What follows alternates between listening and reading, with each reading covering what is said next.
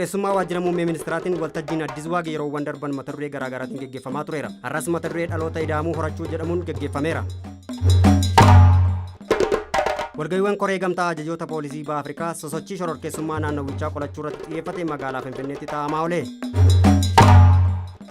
Baatiiwwan salgan darban hojii kenna tajaajilummaa manneen 23 ol ijaaramuun dubartoota harka qalleeyyiif darbuu hooggantuun biiroo dhimmoota dubartootaa fi daa'immanii Oromiyaa aadde Jamiilaa Simbiruu ibsan.